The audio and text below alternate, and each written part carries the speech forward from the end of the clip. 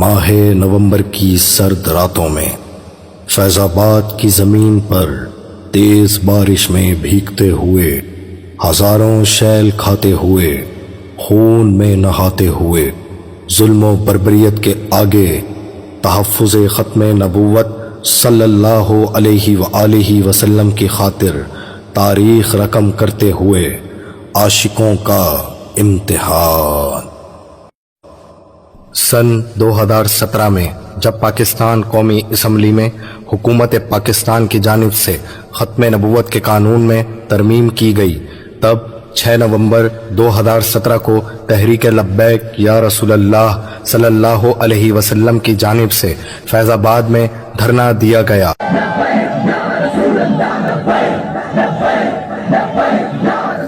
اس وقت تحریک کے سربراہ خادم حسین رضوی رحمت اللہ تعالی علیہ تھے۔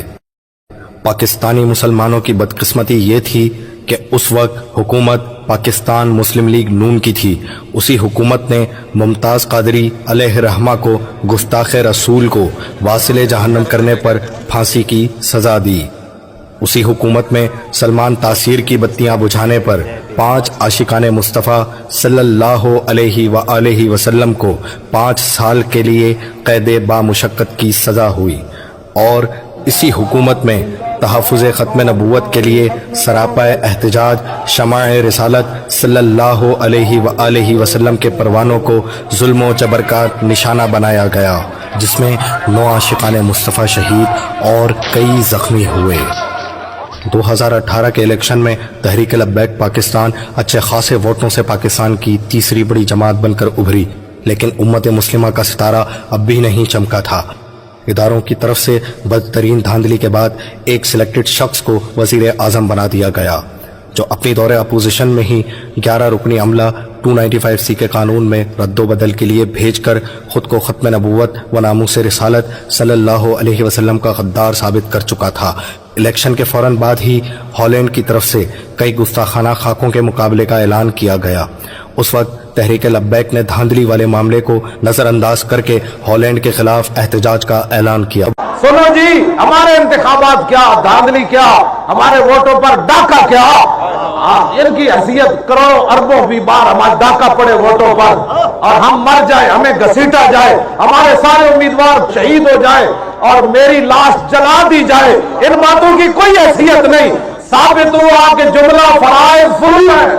اصل رسول بندگی استاد ور کی ہے۔ یہ اعلان کیا جب ہالینڈ کے گستاخ گرٹ ولڈر نے ناپاک اور گستاخانہ خاکوں کا مقابلہ منعقد کروانے کا اعلان کیا، تو ہمیشہ کی طرح سب سے گرجدار، للکار اور مزاحمتی آواز تحریک لبیک پاکستان کی جانب سے اٹھائی گئی۔ تحریک لبیک پاکستان نے 29 اگست 2018 کو لاہور سے اسلام آباد مارچ کی کال دی، اور حکومت وقت سے مطالبہ کیا گیا کہ ان گستاخانہ مقابلے کو روکنے کے لیے ہالینڈ کے سفیر کو طلب کر کے تمام تعلقات ختم کیے جائیں، اور پھر رسول اللہ صلی اللہ علیہ وآلہ وسلم کے دیوانوں کا عشق اور جذبہ ایمانی دیکھ کر کفر لرز اٹھا۔ گستاخ گرٹ ولڈر نے یہ مقابلہ منسوخ کر دیا، اور اس طرح یہ قافلہ عشق و مستی میں جہلم کے قریب سے فتح و کامرانی سے سرشار واپس لوٹ آیا۔ اقتدار ملتے ہی نیازی حکومت نے ایک ثابت شدہ گستاخ آسیہ ملعونہ کو رہا کرنے کے لیے عدالت عظمیٰ کا سہارا لیا، لیکن تحریک لبیک کا حکومت وقت سے آسیہ ملعونہ کی سزا کا مطالبہ تھا، جس نے آقا علیہ الصلوۃ والسلام اور تمام ازواج مطہرات امہات المؤمنین کی شان میں بدترین گستاخی کی تھی، جبکہ حکومت اسے انسانی حقوق کے خلاف کیا جانے والا فیصلہ بتا کر آسیہ ملعونہ کو ملک سے باہر بھیج کر آزادی دینے پر آمادہ تھی۔ بار بار مطالبہ کی بنا پر تحریک کے کارکنان اور علماء کرام کی گرفتاریوں کا سلسلہ شروع ہو گیا، جس میں امیر تحریک علامہ خادم حسین رضوی سمیت کئی جید علماء کو گرفتار کر لیا گیا، تاکہ آسیہ ملعونہ کو دوسرے ملک منتقل کرنے میں کسی قسم کی رکاوٹ درپیش نہ ہو۔ قیادت کی گرفتاری کے بعد آسیہ ملعونہ کو راتوں رات ملک سے باہر بھیج دیا گیا۔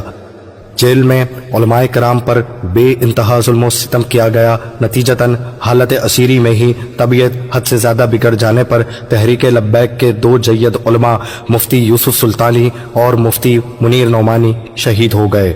امیر تحریک خادم حسین رضوی رحمۃ اللہ تعالی علیہ کو لگ بھگ 6 ماہ کے عرصے بعد رہا کیا گیا۔ اسی دوران فرانس کی طرف سے ریاستی سطح پر آقا علیہ الصلوۃ والسلام کی ایسی بدترین گستاخی کی گئی جو 1400 سال کی تاریخ میں کبھی نہیں ہوئی۔ فرانس کے صدر کی طرف سے عقائد و جہاں کے خاکے شائع کیے گئے، جس پر 15 نومبر 2020 کو خادم حسین رضوی کی سربراہی میں فرانسیسی سفیر کی ملک